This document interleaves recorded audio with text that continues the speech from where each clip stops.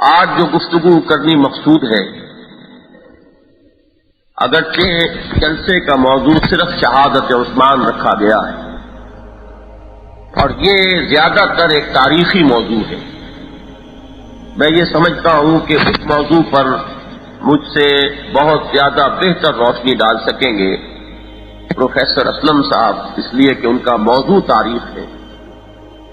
میں چاہتا یہ ہوں کہ ابتدا میں حضرت عثمان رضی اللہ تعالی عنہ کے مناقب اور فضائل کے بارے میں بھی کچھ بیان کیا جائے۔ اگرچہ باتیں بہت سی زبان زد ہو چکی ہیں، ابھی اس ننھی سی بچی نے جو تقریر کی تو تقریباً وہ تمام باتیں کہ جو عام طور پر اس سلسلے میں بیان کی جاتی ہیں وہ اس تقریر میں بھی آ گئی ہیں، لیکن جیسا کہ آپ میں سے اکثر حضرات کے علم میں ہوگا، میں قرآن مجید کا ایک ادنا طالب علم اور میں فضیلت کے اس موضوع کو بھی در حقیقت قرآن مجید ہی کی روشنی میں آپ کے سامنے رکھنا چاہتا ہوں۔ فضائل و مناقب حضرت عثمان رضی اللہ تعالی عنہ کے ضمن میں سب سے پہلی بات جو سب کو معلوم ہے وہ ہے نبی اکرم صلی اللہ علیہ وسلم سے حضرت عثمان رضی اللہ تعالی عنہ کی قرابت۔ اگرچہ ہمارے نزدیک نسل اصل اساس فضیلت نہیں، اسلام نے تو آ کر اس تصور کو ختم کیا ہے۔ چنانچہ سورہ حجرات کی آیت بہت مشہور آیت، یا ایھا الناس انا خلقناکم من ذکر و انثی وجعلناکم شعوبا وقبائل لتعارفوا ان اکرمکم عند اللہ اتقاکم۔ یہ رنگ و نسل اور یہ خون کا معاملہ جو دنیا میں بنائے شرف رہا ہے، اسی کو فضیلت کی بنیاد قرار دیا گیا، اسی کو عزت اور شرف کی اساس بنایا گیا۔ قرآن مجید نے ان تمام بتوں کو توڑ ڈالا اور اصل بنائے شرف و عزت صرف تقویٰ کو قرار دیا۔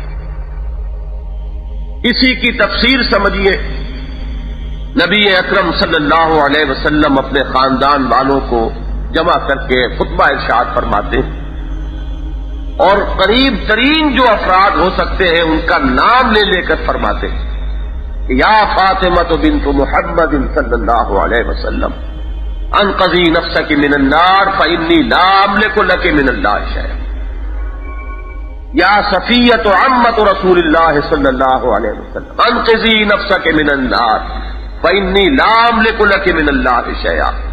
اے فاطمہ، محمد کی نفس جگر صلی اللہ علیہ وسلم و رضی اللہ تعالی عنہا، اپنے آپ کو اللہ کی آگ سے بچانے کی فکر کرو، اس لیے کہ میں اللہ کے ہاں تمہارے کام نہیں آ سکوں گا، تمہارے اپنے اعمال ہیں، لیس للانسان الا ما سعی وان سعیہ سوف یرا، اپنا عمل لہا ما کسبت وعلیہا ما اکتسبت۔ قرآن مجید نے تو یہود کے پندار پر کاری ضرب لگائی کہ تلک امت قد خلت لہا ما کسبت ولکم ما کسبتم ولا تسألون عما کانوا یعملون۔ سورہ بقرہ کے 16ویں رکوع میں یہ آیت 2 مرتبہ ہے۔ تو معلوم ہوا کہ ہمارے نزدیک اصل بنائے شرف اور اصل بنائے فضیلت نسل نہیں ہے، خون نہیں۔ بھائی ہمارا 2 باتیں ہیں، نبی اکرم صلی اللہ علیہ وسلم سے تعلق قرابت کا، رشتہ داری کا، چاہے کلی طور پر بنائے فضیلت نہ ہو لیکن من وجہ ایک فضیلت کی بنیاد ضرور۔ اور دوسری بات یہ کہ چونکہ ایک فرقے نے اسی چیز کو بنائے شرف بنایا اور اس کا اتنا چرچا کیا اور عوام کے ذہن چونکہ اس کو لپٹ کر قبول کرتے ہیں، لوگوں کا تصور یہی رہا ہے، تو عوام کی اس کمزوری سے فائدہ اٹھایا گیا۔ لہذا اس پہلو سے بھی اگر بات واضح کی جائے تو کوئی حرج نہیں کہ توڑا دوہرا رشتہ بلکہ 13 رشتہ ہے حضرت عثمان کا رضی اللہ تعالی عنہ نبی اکرم صلی اللہ علیہ وسلم کے ساتھ۔ نجیب الطرفین قرشی ہے، ان کی والدہ حضرت عروہ بنت ام حکیم بنت عبد المطلب، عبد المطلب کی نواسی ہے حضرت عثمان کی والدہ، اور نبی اکرم صلی اللہ علیہ وسلم عبد المطلب کے پوتے، گویا کہ حضور کے مابین اور حضرت عثمان کی والدہ کے مابین رشتہ جو ہے وہ پھوپھی ذات بہن اور ماموں ذات بھائی کا ہے۔ تو حضرت عثمان رضی اللہ تعالی عنہ اس نسبت سے حضور کے بھانجے۔ اور دوسرا معاملہ اس لیے کہ دامادی ہی کا معاملہ ہے جو بہت زیادہ اچھالا گیا، تو اگر یہ کوئی بنائے فضیلت ہے تو حضرت عثمان رضی اللہ تعالی عنہ کو وہ فضیلت حضرت علی رضی اللہ تعالی عنہ کے مقابلے میں دو چند حاصل ہے۔ حضرت رقیہ کا نکاح ہوا حضرت عثمان کے ایمان لانے کے تقریباً فوراً بعد، اور پھر جب ان کا انتقال ہوا ہے غزوہ بدر کے زمانے میں، اور اس وقت حضرت عثمان رضی اللہ تعالی عنہ پر طبیعت میں وہ افسردگی اور پژمردگی تھی، مسجد نبوی کے دروازے پر حضور نے روکا ہے اور فرمایا ہے کہ یہ جبرائیل موجود ہے۔ جبرائیل اللہ کے ملائکہ مقربین میں سے وہ موجود ہیں، حضور دیکھ رہے ہیں، حضرت عثمان نہیں دیکھ رہے رضی اللہ تعالی عنہ، یہ موجود ہیں اور یہ کہہ رہے ہیں کہ اللہ تعالی نے ام کلثوم کا نکاح تم سے کر دیا ہے۔ گویا کہ حضرت عثمان رضی اللہ تعالی عنہ کا نکاح حضرت ام کلثوم رضی اللہ تعالی عنہ سے آسمان پر پہلے ہوا ہے اور زمین پر بعد میں۔ تو یہ معاملہ، اور ابھی بچی کی زبان سے آپ نے سن لیا کہ جب حضرت ام کلثوم کا انتقال ہوا ہے تو اس وقت مختلف روایات آئی ہیں، بعض میں تعداد 40 تک آئی ہے کہ اگر میرے 40 بیٹیاں بھی ہوتی تو میں یکے بعد دیگرے ان کو عثمان کے نکاح میں دیتا۔ اب آپ اس سے اندازہ کیجئے کہ نبی اکرم صلی اللہ علیہ وسلم کو کس قدر قرب اور کس قدر آپ راضی ہیں حضرت عثمان سے، کس قدر آپ کو حضرت عثمان رضی اللہ تعالی عنہ عزیز ہے۔ اس پہلو سے یہ جو ذو النورین کا لقب ہے حضرت عثمان کا، اگرچہ میں اس کے بعد دوسرے پہلو بھی آپ کے سامنے بیان کروں گا، لیکن اساسی طور پر، بنیادی طور پر اسی لیے ذو النورین قرار پائے کہ نبی اکرم صلی اللہ علیہ وسلم کی دو بنات، دو بیٹیاں رضی اللہ تعالی عنہما یکے بعد دیگرے حضرت عثمان کے نکاح میں آئے، تو معلوم ہوا کہ اگر جیسا کہ میں نے عرض کیا دامادی بنائے فضیلت ہے تو پھر یہ فضیلت حضرت علی رضی اللہ تعالی عنہ کے مقابلے میں حضرت عثمان کو دو چند حاصل۔ یہ اس دور میں انتہائی ڈھٹائی اور جسارت اور بڑی ہی بے شرمی کے ساتھ تاریخ کو مسخ کرنے کی جو کوششیں ہو رہی ہیں، اور اس اعتماد پر ہو رہی ہیں کہ کسی بھی بات کو ذرا وقت گزر جائے تو اس بات میں ایک استناد کی کیفیت پیدا ہو جاتی۔ آج سے 50 سال پہلے کا کوئی چھپا ہوا ورق دکھا دیجئے، عام آدمی اسی کو سند مان لے گا، یہ 50 سال پہلے کی لکھی ہوئی کوئی کتاب ہے۔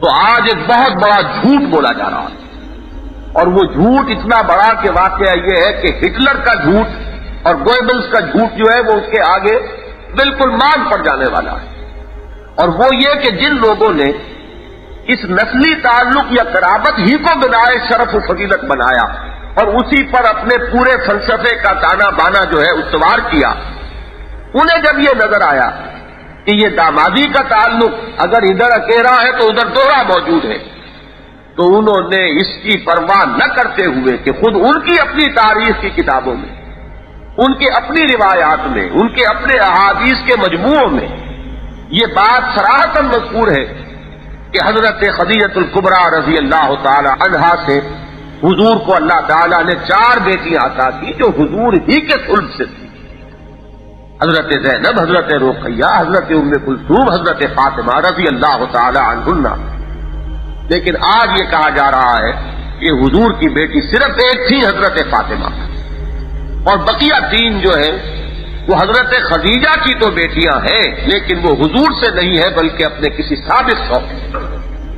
یہ اتنا بڑا جھوٹ، اور وہ جھوٹ اسی اعتبار پر کہ ایک تو جس طریقے سے کہ ہٹلر کے پروپیگنڈے کا ٹیکنیک تھا کہ جھوٹ اتنا بڑا بولو کہ لوگ یہ باور کریں، سوچیں، مجبور ہو جائیں کہ آخر اتنا بڑا جھوٹ تو کوئی نہیں بول سکتا، کچھ نہ کچھ تو اس میں صداقت کا پہلو ہوگا.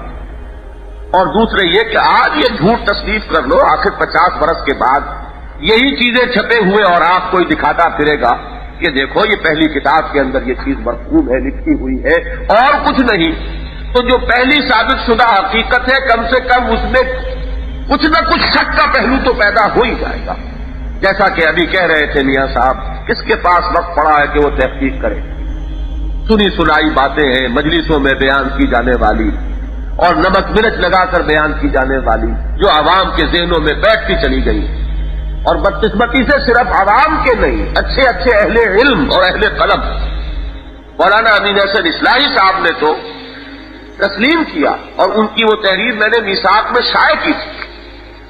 جب انہوں نے تاریخ کے بارے میں بعض نئی چیزیں جو آئیں ان کا مطالعہ کیا تو انہوں نے باقاعدہ یہ چیز شائع کرائی میثاق میں کہ میں خود بھی چونکہ تاریخ کا طالب علم نہیں رہا تھا، لہذا میری زبان اور قلم سے بھی کچھ ایسے کلمات نکلتے رہے ہیں جو حضرت عثمان یا امیر معاویہ رضی اللہ تعالی عنہما ان دونوں کی شان میں کسی درجے میں گستاخی کے حامل نظر آتے ہوں. میں اپنی ان تمام تحریروں سے رجوع کرتا ہوں. لیکن یہ ہے کہ یہ حرکت و ناکس کو اس کی توفیق نہیں.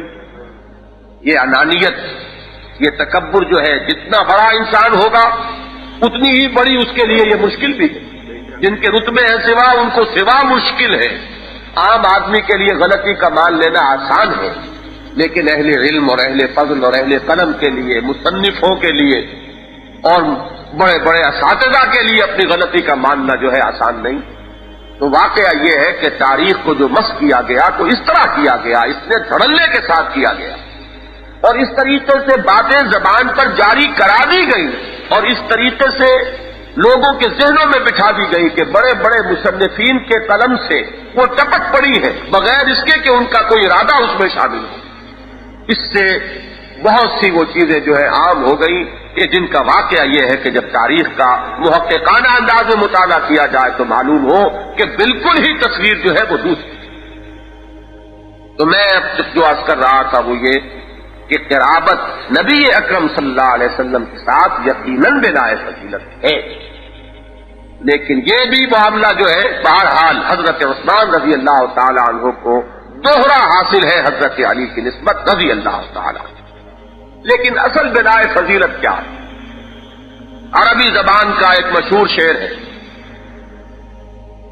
کہ ان الفتى من يقول ها انا ذا ليس الفتى من يقول كان ابي. ودرم سلطان بوت کہنے والوں کو تو کبھی بھی دنیا میں کوئی عزت والا مقام حاصل نہیں ہوا. سوال تو یہ کہ تورات کے تم کیا؟ جوان اصل میں وہ ہے، جوان مرد وہ ہے جو یہ کہے میدان میں آ کر کہ یہ میں موجود ہوں. جوان وہ نہیں ہے جو یہ کہے کہ میرا باپ ایسا شجاع تھا اور اتنا بہادر تھا. تو بات تو اصل میں یہ ہے کہ قرابت اپنی جگہ ہے، اس سے انکار نہیں، لیکن یہ کہ اصل بات تو یہ ہے کہ خود اپنی سیرت و کردار کا کیا حال ہے، اپنا مقام اور مرتبہ کیا ہے. میں یہ چاہتا ہوں کہ خاص طور پر اسی اعتبار سے سیرت عثمان پر غور. میں نے چند آیات آج پڑھی ہیں اور انہیں اپنی اس گفتگو کا یا گفتگو کے اس حصے کا عنوان بنایا. آپ کو معلوم ہے سورہ فاتحہ ہماری نماز کا جزو لازم ہے، اور اس میں ہم ایک دعا اللہ سے کرتے ہیں اہدنا الصراط المستقیم صراط الذین انعمت علیہم. پروردگار ہمیں سیدھی راہ پر چلا، ان لوگوں کا راستہ جن پر تو نے انعام فرمایا. اب یہاں تفصیل کا موقع نہیں تھا کہ وہ کون ہے منعم علیہم، کن پر انعام ہوا، لیکن قرآن کا اصول یہ ہے کہ القرآن یفسر بعضہ بعضا، جو بات کہیں مجمل ہوگی کہیں مفصل مل جائے گی. سورہ نساء میں اس کو کھولا گیا کہ جو شخص اللہ اور اس کے رسول کی اطاعت کو اپنے اوپر لازم کر لے گا، اسے ایک معیت معنوی حاصل ہو جائے گی ان لوگوں کے ساتھ جن پر اللہ کا انعام ہوا. اولئک مع الذین انعم اللہ علیہم. اور یہاں اب تشریح کر دی کہ وہ کون ہے انعم اللہ علیہم.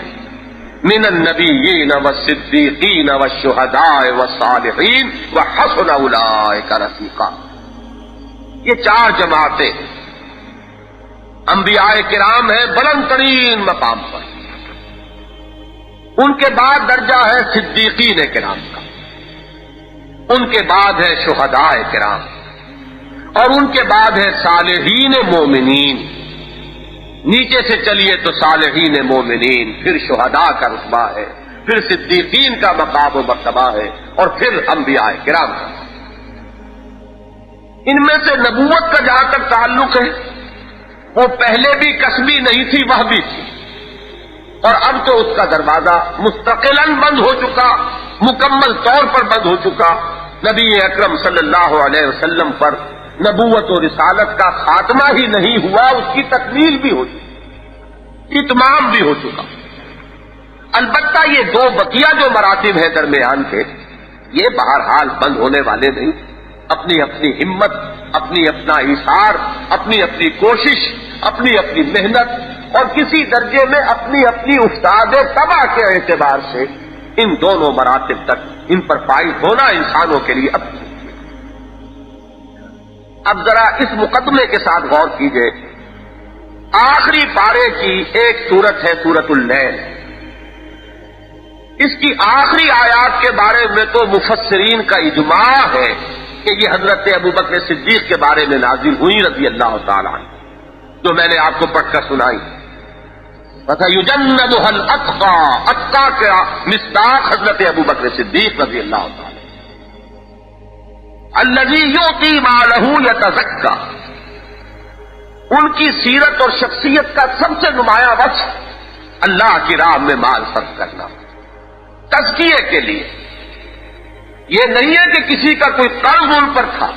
وَمَا لِأَحَدٍ عِندَهُ مِن نِّعْمَةٍ تُجْزَىٰ إِلَّا ابْتِغَاءَ وَجْهِ رَبِّهِ الْأَعْلَىٰ وَلَسَوْفَ يَرْضَىٰ.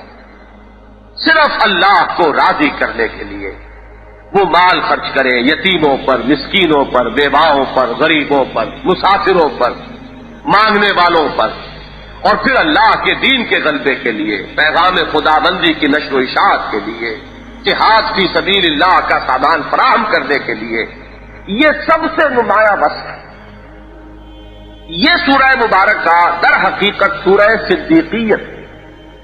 یہ وہ بات ہے جہاں تک پہنچے امام راضی رحمت اللہ علیہ کہ سورۃ اللیل سورۃ الصدیقیہ، اور سورۃ والضحیٰ اس کے فوراً بعد جو آ رہی ہے وہ سورہ محمد ہے صلی اللہ علیہ وسلم. یہ جو صدیقیت ہے اس کے جو عناصر ترکیبی ہیں وہ اس سورت کی ہے پہلے ابتدائی آیات میں بیان ہوا. 3 ہے اوصاف.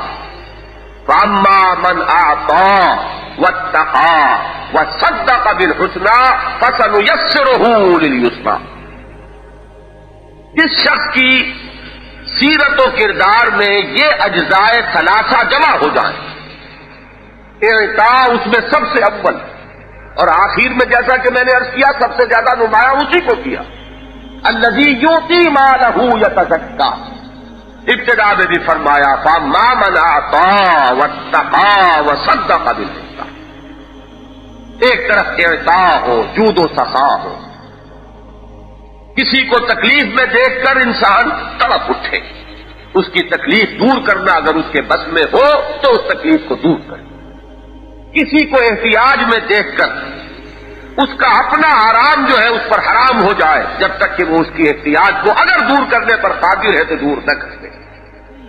یہ ہے اعطاء، یہ وصف اول ہے. دوسرا وصف ہے واتقیٰ.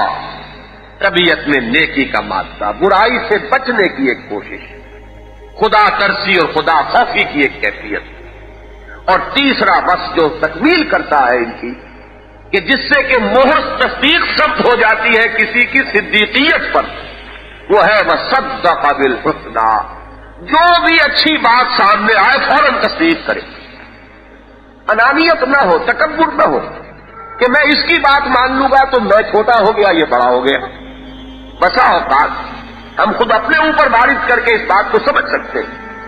کسی سے بحث ہو رہی ہے اور اثناء بحث میں آپ نے یہ محسوس کر لیا ہے کہ بات وہ ٹھیک کہہ رہا ہے، لیکن انسان اپنی بات کی پٹ کہ اگر میں مان لوں تو اس کے معنی کیا ہوئے، تالی پٹ جائے گی کہ میں ہار گیا وہ جیت گیا. تو یہ جانتے ہوئے بھی کہ بات اس کی ٹھیک ہے، ہم دلیلوں پر دلیلیں دیتے رہیں گے، کھڑے رہیں گے، بات کرتے رہیں گے، اس لیے کہ یہ آسان کام نہیں. کسی کو مان لینا، کسی کی بات تسلیم کر لینا کہ آپ صحیح کہہ رہے ہیں، جس میں یہ وصف ہو کہ چاہے دشمن بھی اگر کوئی بات کہے لیکن وہ بات اگر عدل اور انصاف پر مبنی ہے تو فوراً انسان تسلیم کرے. یہ ہے تصدیق بالحسنى. یہ تینوں اوصاف جس شخص میں جمع ہو جائیں وہ شخص صدیق کہلائے. سب سے زیادہ، سب سے نمایاں یہ اوصاف ثلاثہ جمع ہوئے حضرت ابوبکر صدیق رضی اللہ تعالیٰ عنہ کی شخصیت. اسی لیے وہ صدیق اکبر ہے رضی اللہ تعالیٰ. اس کے یہ معنی نہیں ہے کہ صدیق صرف وہ ہے. آپ نے کبھی غور نہ کیا ہو شاید کہ صدیق اکبر کے معنی کیا ہے. سب سے بڑے صدیق. معلوم ہوا کہ صدیقین کی ایک جماعت ہے، صدیقین کا ایک گروہ ہے جس کے سرے گروہ ہیں، جس کے گلے سرسبد ہیں حضرت ابوبکر صدیق رضی اللہ تعالی عنہ جو صدیق اکبر ہے. یہ مفہوم نہیں ہے کہ صدیق صرف وہی. اب ذرا آپ آئیے، یہی بات آئی ہے سورہ حدید میں نے وہ آیات بھی آپ کو پڑھ کر سنائی. ان المصدقین والمصدقات واقرضوا اللہ قرضا حسنا. بے شک صدقہ دینے والے مرد اور صدقہ کرنے والی عورتیں اور وہ لوگ کہ جو اللہ کو قرض حسنا دے، یضاعف لہم ولہم اجر کریم، ان کے لیے اجر میں اضافہ ہوتا رہے گا، دوہرا کیا جاتا رہے گا، بڑھوتری ہوتی رہے گی، افزائش و افزونی ہوتی رہے گی، اور انہیں ان کے رب کی طرف سے اجر کریم ملے گا. یہ صدقہ بھی آ گیا اور اللہ کو قرض حسنا بھی آ گیا. ان دونوں علیحدہ علیحدہ اصطلاحوں کو سمجھ لیجئے کہ صدقہ ہے غرباء، مساکین، یتیموں، مسافروں پر خرچ کرنا، اور اللہ کے ذمے قرض حسنا کیا ہوگا؟ جو اس کے دین کے لیے خرچ کیا گیا، جو اس کے کلمے کی سربلندی کے لیے خرچ کیا گیا. لتکون کلمۃ اللہ ہی العلیٰ، جس کا مقصد یہ ہو کہ اللہ کا کلمہ سربلند ہو جائے، اس کے لیے جو مال خرچ کیا جائے گا وہ اللہ کے ذمے قرض حسنا ہوگا. ان تقرضوا اللہ قرضا حسنا. سورہ حدید میں ابتدا سے آخر تک یہ مضمون جو ہے تانے بانے کی طرح بنا ہوا. من ذا الذی یقرض اللہ قرضا حسنا، کون ہے وہ جو اللہ کو قرض حسنا دے، یعنی اللہ کے دین کے غلبے کے لیے اپنا مال خرچ کرے. اس کے بعد فرمایا والذین آمنوا باللہ ورسلہ اولئک ھم الصدیقون والشہداء عند ربہم لہم اجرہم ونورہم. جن لوگوں میں یہ وصف موجود ہے، جو بخیل نہیں ہے، سخی ہے، جو مال خرچ کر سکتے ہیں غرباء اور مساکین پر بھی، اور اللہ کے دین کے نشر و اشاعت اور اس کی اقامت اور اس کے دنیا میں غلبے کے لیے بھی، وہ لوگ ہیں جب ایمان ان کی قسط قلب کے اندر جم کر پھوٹتا ہے تو وہ پورے طور پر برآور ہوتا ہے، وہ پورے طور پر برگ و بہار لاتا ہے، وہ پوری طریقے سے پھلتا اور پھولتا ہے. یہ تو آپ کو معلوم ہے، بیج ایک جیسا ہو، زمینیں مختلف ہو، نتیجے مختلف نکلیں گے. یہی معاملہ حدیث میں بھی ایک تمثیل سے سمجھایا گیا اور انجیل میں بھی حضرت مسیح کی تمثیل ہے کہ ایک زمینوں کے فرق کی وجہ سے زمین و آسمان کا فرق واقع ہو جائے گا پیداوار. اب ایک قسط قلوب جو ہے وہ ہے کہ جس میں صدقے کا حل چل چکا ہے، اس میں جب بیج پڑے گا وہ برابر ہوگا اور وہ صدیقیت اور شہادت کے مقامات عظمیٰ جو ہیں ان تک اب رسائی ہو جائے گی. ایک وہ زمین ہے کہ جس میں بیج پڑا اور بیج بھی ضائع ہو گیا، اور ایک زمین وہ ہے کہ جس میں اگر بیج پڑا تو وہ پورے طور پر برگ و بہار لایا. اولئک ھم الصدیقون والشہداء عند ربہم. یہ وہ لوگ ہیں کہ جو صدیق بھی ہیں اور شہداء بھی ہیں اپنے رب کے ہاں، اور لہم اجرہم ونورہم. یہ وہ لوگ ہیں کہ جن کے لیے ان کا بدلہ بھی محفوظ اللہ کے ہاں اور ان کا نور جو ہے وہ بھی محفوظ. میں یہاں لفظ ذو النورین کی تشریح اس آیت کے ذیل میں کر رہا ہوں. حضرت عثمان رضی اللہ تعالی عنہ کی شخصیت پر جب ہم غور کرتے ہیں تو معلوم ہوتا ہے کہ یہ دونوں نور، نور صدیقیت اور نور شہادت، دونوں جس کی ذات میں جمع ہوئے ہیں وہ ہے حضرت عثمان ابن عفان رضی اللہ تعالی عنہ. اس لیے کہ ان کی شخصیت کا ذرا تجزیہ کیجیے. میں نے اب وہ تانا بانا سا بن دیا ہے کہ جس میں آپ پھول ٹانکتے چلے جائیے تو اب یہ نہیں ہوگا کہ وہ علیحدہ علیحدہ آپ کو نظر آئے، بلکہ وہ ایک فریم کے اندر لگا ہوا معلوم ہوگا کہ ہر چیز اپنی جگہ پر ٹھیک ٹکی. سب سے پہلے لیجیے اما من اعطا، اعطاء جو وصف اول. امام الہند شاہ ولی اللہ دہلوی رحمۃ اللہ علیہ نے ازالت الخفاء ان کی ایک بہت ہی اعلیٰ اور بہت ہی علمی اور بہت ہی محققانہ تصنیف ہے. بدقسمتی سے ہم اپنے وہ پچھلے اسلاف جو ہیں ان سے تو کیا واقف ہوں گے، یہ جو 200 برس پہلے کی شخصیتیں اس برے صغیر کی ہیں ان سے بھی واقف نہیں رہے. ازالت الخفاء پڑھیے، ازالت الخفاء خلافت الخلفاء. یہ پروپیگنڈے کے طوفان جو اٹھائے گئے اور جس کا گردہ جو ہے وہ فضا میں اس طریقے سے ہے جیسے کہ کبھی کبھی وہ ڈسٹ سسپینشن ہو جایا کرتی ہے اور گردہ جو ہے وہ پورے فضا کے اندر وہ ایک سسپینشن کی شکل اختیار کر لیتا ہے. اگر ان کو دور کرنا ہے تو شاہ ولی اللہ دہلوی کی 2 تصانیف، ازالت الخفاء خلافت الخلفاء اور دوسری قرۃ العینین فی تفضیل الشیخین. اور یہ اللہ کا فضل ہے کہ ابھی چھپ گئی. حال ہی میں یہی آپ کے ہاں میں ایک مکتبے نے اسے شائع کر دیا ہے، لاہور ہی کا ایک مکتبہ. تو یہ عظیم کتابیں. تو شاہ ولی اللہ ازالت الخفاء میں یہ لکھتے ہیں، محققین کا قول نقل کرتے ہیں کہ حضرت عثمان کو جو ذو النورین کا خطاب ملا اس کا ایک سبب یہ بھی ہے کہ ان میں 2 سخاوتیں جمع ہو گئی تھیں. ایک سخاوت ان کی اسلام لانے سے پہلے کی زندگی کی ہے اور ایک سخاوت کی شان وہ ہے جو اسلام لانے کے بعد اور محمد الرسول اللہ صلی اللہ علیہ وسلم کے دست مبارک پر بیعت کرنے کے بعد ظاہر. ذو النورین میں عرض کر چکا کہ اصلاً تو اسی لیے کہ 2 بیٹیاں حضور کی حضرت عثمان کے نکاح میں آئی. لیکن یہ بھی ہے حضرت شاہ ولی اللہ دہلوی لکھ رہے ہیں محققین کا قول کہ حضرت عثمان کو ذو النورین اس لیے بھی کہا گیا بعض حضرات کے نزدیک کہ ان میں 2 سخاوتیں جمع ہو گئیں. وہ اس وقت بھی جبکہ ابھی نبی اکرم صلی اللہ علیہ وسلم پر وحی کا آغاز نہیں ہوا، کل 5 برس چھوٹے حضور سے. جب حضور 40 برس کے تھے وحی کا آغاز ہوا، حضرت عثمان 35 برس کے تھے. تو زیادہ لمبا چوڑا فرق نہیں ہے. اور حضرت ابوبکر صدیق رضی اللہ تعالی عنہ سے بڑے ان کے تعلقات تھے، بہت دوستی تھی، اس لیے کہ مزاجن بھی بڑی مناسبت تھی. وہی معاملہ طے کرے جود و سخا ابو بکر ہے اور وہی طے کرے جود و سخا حضرت عثمان. لوگوں کی مہمانداری کرنے والے، غرباء اور یتیموں پر خرچ کرنے والے.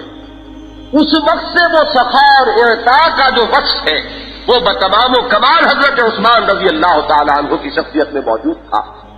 پھر ایمان لانے کے بعد جیسے کہ حضرت ابوبکر صدیق کی شان ہے رضی اللہ تعالی عنہ کہ اپنا سارا اثاثہ لگا دیا محمد کے مشن کی تکمیل کی خاطر صلی اللہ علیہ وسلم. کتنے ہی غلام ہیں کہ ان کو اپنے پیسے سے خریدا اور آزاد کر دیا جو ایمان لے آئے تھے. وہ سرمایہ جو ہے کہ متمول ترین لوگوں میں سے مکے کے، لیکن وہ وقت بھی آیا ہے غزوہ تبوک کے وقت کہ سارا جھاڑو پھیر کر گھر میں جو کچھ تھا وہ لا کر رکھ دیا، کچھ نہیں چھوڑا. تو یہ تو ہے صدیق اکبر، ان کے مقام اور مرتبے کو تو کوئی نہیں پہنچ سکتا. لیکن میں جو بات آپ کو بتانا چاہ رہا ہوں کہ اسی صدیقیت کبریٰ کا ایک عکس تو ہوگا جو ہر صدیق میں نظر آئے گا. حضرت عثمان رضی اللہ تعالیٰ عنہ میں وہی دیکھیے وہی وصف ہے. ڈیرے روما خرید رہے ہیں اس لیے کہ مسلمانوں کو تکلیف ہے. مسلمانوں کی عورتیں جاتی ہیں پانی لینے کے لیے تو یہود چھیڑتے ہیں، مذاق کرتے ہیں، فکرے کرتے ہیں. وہاں پر جو ہے وہ عزت جو ہے مسلمانوں کی وہ اس طریقے سے اس کی توہین و تذلیل ہو رہی ہے. حضور نے ذرا اشارہ کیا کہ کوئی ہو جو یہ کام کرے کہ اس بہت مہنگا کنواں، میٹھے پانی کا کنواں مدینہ منورہ سے تقریباً 2-2.5 میل کے فاصلے پر باہر اب بھی جائیے وہ کنواں موجود ہے. اسے خریدا اور خرید کر وقف کر دیا. اور وسعت کا یہ عالم ہے اپنے آخر ظرف ہے. نبی اکرم صلی اللہ علیہ وسلم کی حدیث کہ الناس کالمعادن لوگ معدنیات کے مانند ہیں. سونے کی دھات اگر وہ اور کی شکل میں ہے تو وہ بھی تو سونا ہی ہے، صرف یہ ہے کہ اس کے ساتھ کچھ اور چیزیں بھی، مٹی بھی ملی ہوئی ہے. آپ نے اسے کٹھالی میں ڈالا، صاف کر لیا، وہی سونا سونا ہی رہے گا، سونا تو نہیں بدلے گا. تو فرمایا خیارکم فی الجاہلیت خیارکم فی الاسلام، جو تم میں سے بہترین لوگ تھے جاہلیت کے دور میں وہی اسلام میں بہترین. جو اس وقت سونا تھا وہی اب سونا ہے، لیکن وہ اب زر خالص بن گیا ہے. اب اس میں جو امپیورٹیز تھی، جو اور چیزیں تھیں وہ ختم ہو گئی، اور جو اس وقت چاندی تھی وہ چاندی ہے جو اب خالص چاندی ہو گئی. تو اسی اعتبار سے حضرت عثمان کا معاملہ وہی جود و سخا کا عالم. خود یہ فرماتے ہیں کہ حضور کے ہاتھ پر بیعت کرنے کے بعد کوئی جمعہ میری زندگی میں ایسا نہیں گزرا جس میں کہ میں نے کسی نہ کسی غلام کو آزاد نہ کیا ہو. اور اگر کسی وقت اتفاقاً ایسا ہوتا کہ کسی جمعے کو میں کوئی غلام آزاد نہ کر سکتا تو اگلے جمعے میں 2 غلام آزاد. یہ ہے معاملہ حضرت عثمان کا رضی اللہ تعالیٰ عنہ، جس سے ہم واقف نہیں، اس لیے کہ ہم نے تو چند چیزیں جو بہت ہی مشہور ہیں پڑھنے کی طرف توجہ نہیں. ہمیں اور چیزوں سے فرصت ہو تو ہم دیکھیں. تو یہ معاملہ اور پھر وہ بیر روما کا معاملہ دیکھیے، مسجد نبوی کی توسیع کا معاملہ دیکھیے، اور وہ جیش عسرہ غزوہ تبوک کا وقت جہاں حضرت ابوبکر اس انتہا کو پہنچے ہیں کہ اپنا سب کچھ اساس البیت تک لا کر حضور کے قدموں میں ڈال دیا. حضور ممبر پر ہے اور لوگوں کو بار بار ترغیب دلا رہے فرض کرو. حضرت عثمان کھڑے ہوتے ہیں. حضور 100 اونٹ اس کے تمام ساز و سامان سمیت پالان اور پورا سامان راشن اس پر لدا ہوا میری طرف سے حاضر. حضور کو معلوم ہے کہ مہم کتنی بڑی، کتنی ضرورت ہے. حضور پھر فرماتے ہیں. پھر تھوڑی دیر کے بعد حضرت عثمان کھڑے ہوتے ہیں. حضور 200 اونٹ میں پیش کرتا ہوں. حضور پھر بھی مزید جو ہے لوگوں کو ترغیب دلا رہے ہیں. پھر وہ کھڑے ہوتے ہیں. حضور 300 اونٹ میری طرف سے کہ جو پورے ساز و سامان کے ساتھ پیش کر دیے گئے. حضور فرماتے ہیں کہ عثمان اس وقت نقد کی ضرورت بھی ہے. حضرت عثمان جاتے ہیں اپنے گھر اور کہتے ہیں اپنے جو بھی وہاں پر کارندے ہیں کہ جتنا بھی اس وقت نقد ہے جمع کر لو. وہ سارا لے کر 1000 دینار، یہ درہم نہیں ہے، دینار ہے، اشرفیاں، وہ خالص سونے کی اشرفیاں وہ لے کر آتے ہیں ایک تھیلی میں جو اپنی آستین میں چھپائی ہوئی لاتے ہیں، اور حضور بیٹھے ہوئے ہیں حضور کی جھولی میں ڈال دیتے ہیں. حضور دیکھتے ہیں 1000 دینار. الفاظ آئے ہیں بعض روایات میں کہ جوش مسرت سے حضور کا کہ چہرہ مبارک کی رنگت اتنی سرخ ہو جاتی ہے کہ الفاظ یہ آئے ہیں کہ جیسے آپ کے رخساروں پر انار جو ہے وہ نچوڑ دیے گئے ہیں. اتنی خوشی ہے محمد رسول اللہ صلی اللہ علیہ وسلم. اس وقت جبکہ وہ اونٹوں کا اعلان کر رہے تھے حضرت عثمان، اس وقت بھی جب حضور ممبر سے نیچے اترتے ہیں تو آپ نے فرمایا کہ آج کے بعد عثمان کو کوئی عمل نقصان نہیں پہنچا سکتا. اگرچہ اس کا کوئی امکان نہیں کہ کوئی برا عمل صادر ہوگا، اس کا کوئی امکان نہیں، لیکن یہ ہے کہ اس مقام اور مرتبے کی صرف وضاحت کے لیے کہ افعل ما شئت، اب جو چاہو تم کرو، تمہارے لیے کوئی عمل جو ہے اب وہ تمہیں گزن پہنچانے والا نہیں. اور اس کے بعد روایات میں آیا ہے کہ حضور اپنی جھولی میں ان اشرفیوں کو الٹتے پلٹتے رہے. چہرہ مبارک پر مسرت کی وجہ سے کیفیت وہ جو میں بیان کر چکا، اور اس وقت پھر حضور نے وہی الفاظ دہرائے کہ آج کے بعد عثمان جو کرے اس کو کوئی نقصان پہنچنے والا نہیں. یہ ہے وہ اعتاد شان حضرت عثمان رضی اللہ تعالی عنہ کی کہ جس میں وہ بالکل نظر آتے ہیں کہ جیسے عکس کامل ہے حضرت ابوبکر صدیق کا رضی اللہ تعالی. صدیق اکبر ایک مرتبہ کامل ہے محمد رسول اللہ صلی اللہ علیہ وسلم کے، اور حضرت عثمان معلوم ہوتا ہے کہ عکس کامل ہے حضرت ابوبکر صدیق کے رضی اللہ تعالی. آگے چلیے. اما من اعطا واتقى، اب تقویٰ پر ہے.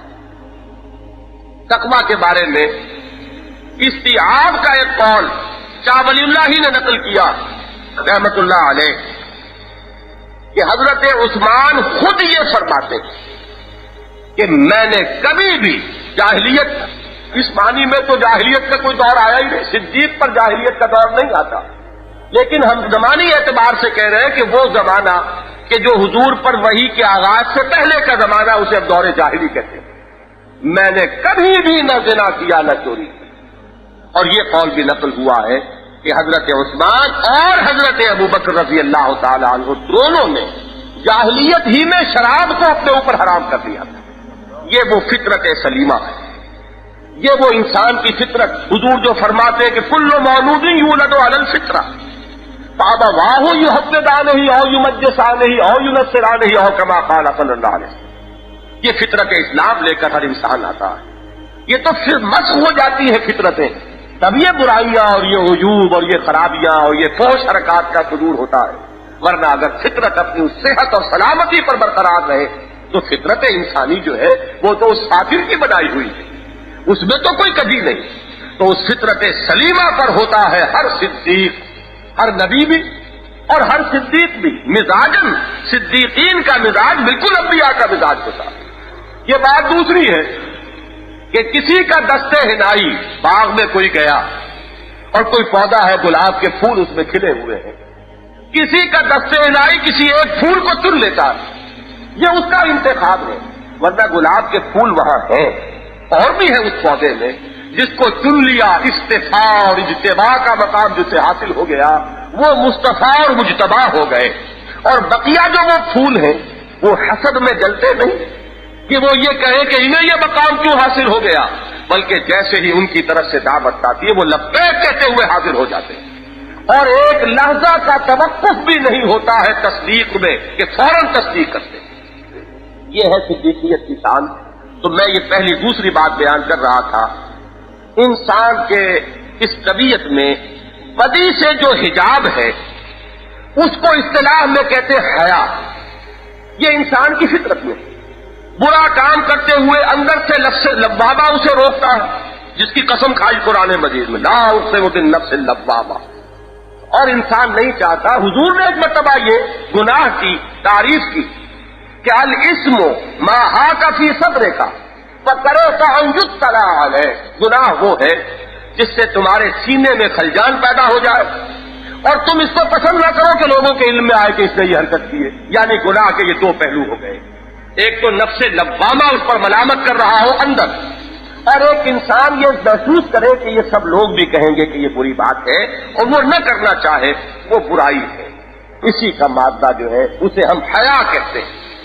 اور حیا کے بارے میں محمد الرسول اللہ صلی اللہ علیہ وسلم کی سند ہے کہ اکثرہم حیاء عثمان. تمام صحابہ کرام میں سب سے زیادہ حیا میں بڑھے ہوئے حضرت عثمان ہے رضی اللہ تعالی. اور وہ حدیث مجھے یہاں بیان کرنے کی حاجت ہے کہ والحیاء شعبۃ من الایمان. اسی لیے اگر کسی نے کہا کہ کامل الحیاء والایمان تو اس میں کوئی اپنی طرف سے اضافہ نہیں ہے.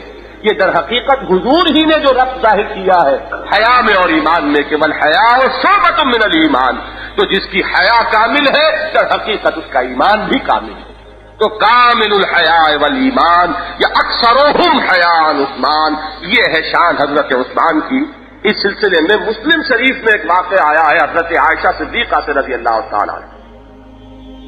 ایک مرتبہ حضور میرے حجرے میں تھے اور ایک کوئی گدھا پڑا ہوا تھا، گدیلا سا، اس پر آپ استراحت فرما رہے تھے. لیٹا ہوا انسان بہرحال کپڑے پورے طور پر ہو سکتا ہے کہ کہیں کوئی پنڈلی کھلی ہوئی ہو حضور کی، پورے طور پر جسم ڈھکا ہوا نہیں. اور حضرت عائشہ صدیقہ بھی ایک طرف. میں اس جمعے میں بھی یہ واقعہ بیان کر رہا تھا، اس وقت بھی رہا نہیں گیا یہ کہنے سے کہ یہ حضور کے گھر جو ہم پڑھتے ہیں کتابوں میں تو ہم کوئی تصور نہیں کر سکتے. ہمارا تو گھٹیا سے گھٹیا گھر بھی کئی کمروں کا ہوتا ہے. وہاں تو یہ معاملہ ہے کہ ازواج مطہرات کے حجرے تھے. اور حجروں کا طول و عرض کیا تھا وہ روایات میں آتا ہے. حضور جب تہجد کے لیے کھڑے ہوتے تھے حضرت عائشہ کے حجرے میں رضی اللہ تعالی عنہا، تو وہ حجرہ اتنا چھوٹا تھا کہ یہ ممکن نہیں تھا کہ حضرت عائشہ بھی اپنی ٹانگیں پھیلائے رہیں اور حضور سجدہ بھی کر لیں. یہ ممکن نہیں ہوتا تھا. سجدے میں جب جاتے تھے تو حضور حضرت عائشہ کی ٹانگیں اٹھا کر ایک طرف کرتے تھے پھر سجدہ کرتے. تو اس چھوٹے سے حجرے میں حضور آرام فرما رہے، حضرت عائشہ بھی رضی اللہ تعالیٰ عنہ. تو ادھر سے اطلاع دی گئی کہ حضرت ابوبکر صدیق رضی اللہ تعالی عنہ تشریف لائے ہیں اور اذن باریابی کے خواہاں ہیں. حضور نے فرمایا آ جائیے. آ گئے. بیٹی ہے، بیٹی کا گھر ہے. حضور لیٹے ہوئے جس طرح لیٹے ہوئے تھے لیٹے رہے. حضرت ابوبکر نے جو بات کرنی سیکھی.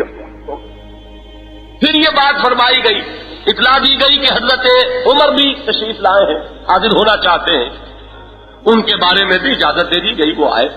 حضرت عائشہ صدیقہ نے ذرا پیٹ کر لی ہوگی، کچھ چادر جو ہے وہ اپنے اوپر لے لی ہوگی، اس کے بعد وہ بھی چلے گئے، جو بات انہیں کرنی تھی رخصت ہو گئے۔ تیسری مرتبہ اطلاع دی گئی کہ حضرت عثمان حاضر ہوئے ہیں رضی اللہ تعالی۔ جب یہ حضور کو اطلاع ملی تو حضور اٹھ کر بیٹھ گئے اور اپنے کپڑے آپ نے پوری طرح درست کر دیے۔ اصلح علیہ ثیابہ، یہ الفاظ ہے اس حدیث کے، مسلم شریف کی روایت۔ حضور نے اپنے اوپر اپنے کپڑے درست کر لیے اور ساتھ ہی حکم دیا حضرت عائشہ صدیقہ رضی اللہ تعالی عنہا کو کہ اجمعی علیہ کے ثیابہ کے، اپنے اوپر بھی اپنے کپڑے اپنے چادر کو پوری طرح درست کر لو۔ یہ اہتمام کیا۔ اس کے بعد حضرت عثمان داخل ہوئے، انہوں نے بھی جو بات کرنی تھی رخصت ہو گئے۔ اب جب یہ واقعہ پیش آ چکا، حضرت عائشہ صدیقہ رضی اللہ تعالی عنہا فرماتی ہے کہ میں نے اب حضور سے سوال کیا۔ ابو بکر آئے، آپ نے کوئی خاص اہتمام نہیں کیا۔ حضرت عمر آئے، آپ نے کوئی اہتمام نہیں کیا۔ یہ کیا معاملہ ہے کہ حضرت عثمان کے بارے میں آپ نے یہ خاص اہتمام کیا، مجھے بھی حکم دیا کہ اجمعی علیہ کے ثیابہ۔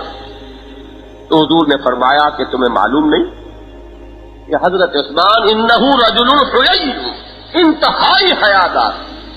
مجھے یہ اندیشہ ہوا، بعض روایات میں تو یہ الفاظ نقل ہوئے کہ اگر میں اسی طرح بے تکلفی سے لیٹا رہا تو وہ اس حجاب کی وجہ سے، حیا کی وجہ سے جو بات کرنے آئے تھے وہ کر نہیں سکیں گے، ویسے چلے جائیں گے، ویسے ہی واپس ہو جائیں گے۔